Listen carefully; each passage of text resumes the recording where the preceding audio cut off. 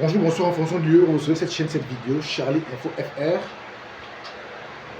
Nous allons vous lire le contenu de la plainte qui a été déposée contre Samuel Eto'o et deux autres au comité d'éthique de la FECAFOOT par Guibaï Gatama. J'étais déjà sorti avec une vidéo avec un cadrage sur ma chaîne concernant ce qui s'est passé avec Guibaï Gatama parce qu'il accuse Samuel Eto'o et d'autres de détournement de fonds de la FECAFOOT ou des fonds liés destinés aux joueurs.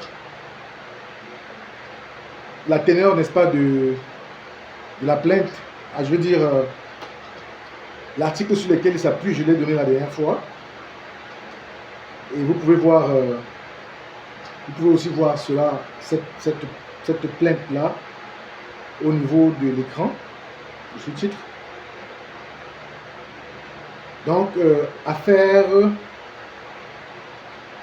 ok, c'est ça qui s'affiche là.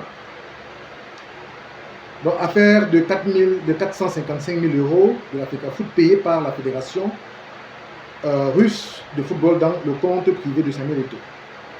Yaoundé le 23 juin 2025.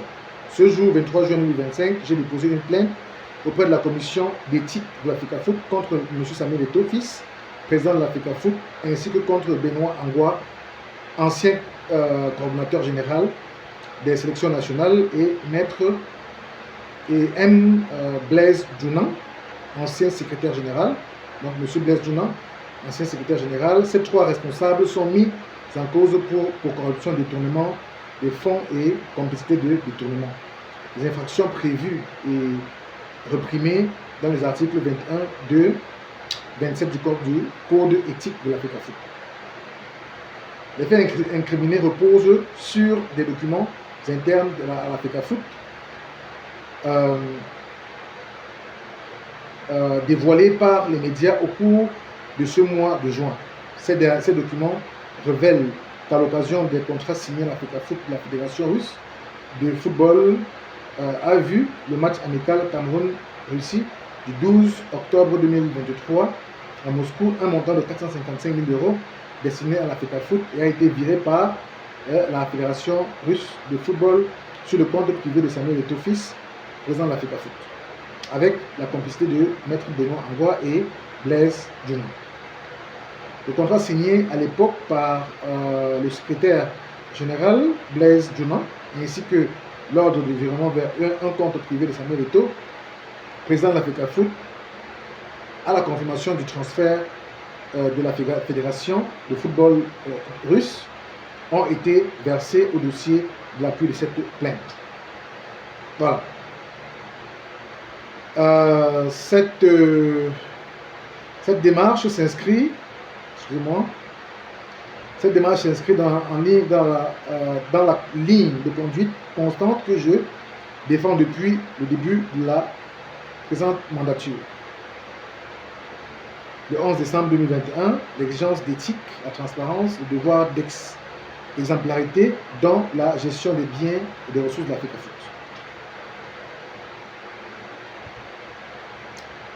Ok, voilà la plainte qui a été, donnée, c'est ce que je dis là. Donc, la plainte a été déposée, c'était le 23 juin 2025.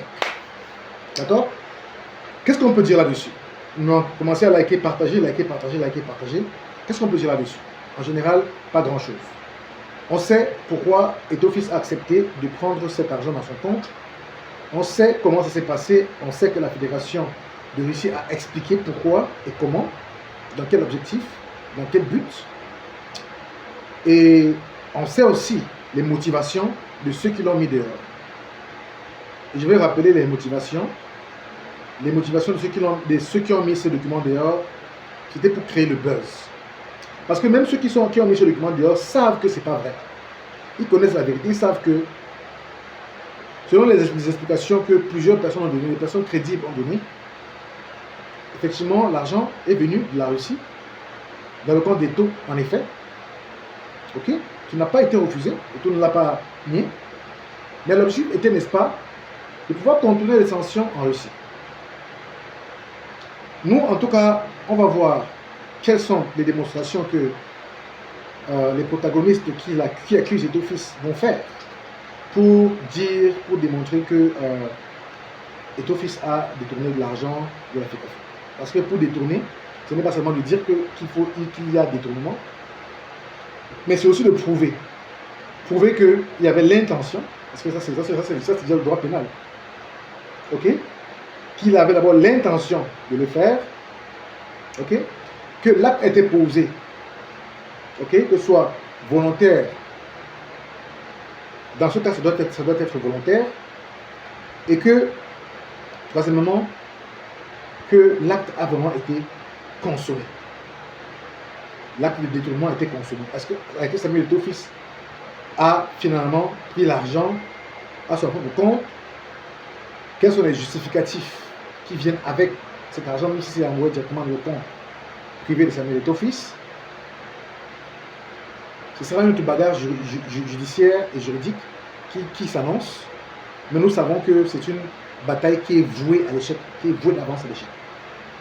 Parce que nous avons vu maintes fois où des plaintes ont été déposées contre Samuel Eto'o, mais il est toujours sorti vainqueur, toujours sorti indemne de toutes sortes d'accusations qui ont été portées contre lui. Alors, ceux qui pensent que Samuel Eto'o a détourné de l'argent, 455 000 euros, ça fait un maximum de 300 millions, peut-être 350 millions, peut-être un peu plus, de francs CFA. Plus ne peut pas donc apporter la preuve de tout ce qu'ils sont en train de dire. Et c'est grave, d'autant plus que c'est une histoire pénale, c'est une question pénale, où les protagonistes qui sont appelés, qui sont indexés, qui sont interrogés, qui seront interrogés dans le cadre de cette plainte, peuvent, en effet, être poursuivis pénalement. D'où la double dangerosité, n'est-ce pas, de l'acte et de l'action. Vous voyez jusqu'à quel niveau les détracteurs de Samuel Eto'o peuvent décider de partir. C'est vraiment dommage. C'est dommage. Quand on sait qu'il y a beaucoup de pillages qui se font autour de nous, les gens ne luttent pas contre l'éthique dans ces secteurs-là, dans les secteurs de l'éducation, les secteurs de la santé, les secteurs terribles, n'est-ce pas, qui manquent de tout. Et personne ne dit rien. Les gens sont en train de s'acharner derrière un milliardaire, quelqu'un qui a beaucoup d'argent. On dit qu'il a détourné 300 millions. Quelqu'un qui a beaucoup d'argent. Et on dit qu'il a détourné 300 millions. En tout cas, personne n'est naïf. On va regarder voir, on va attendre voir. Let's wait and see. On verra qui a raison, qui n'a pas raison. Mais nous restons confiants et nous savons que l'échec est au rendez-vous de cette nouvelle plainte. Vous dites-nous qu'est-ce que vous pensez, n'est-ce pas, de cette plainte qui est dressée contre Samuel Eto'o. Et dites-nous, selon la lecture que je viens de faire ou selon les informations que vous avez, qu'est-ce que vous pensez par rapport à cela? Dites-le nous en commentaire, ça nous fera vraiment plaisir. Ne manquez pas de liker, de partager et surtout de vous abonner à la chaîne. Activez la cloche de notification pour ne rien rater de nos publications. Nous sommes ensemble. Bango Bango. A plus.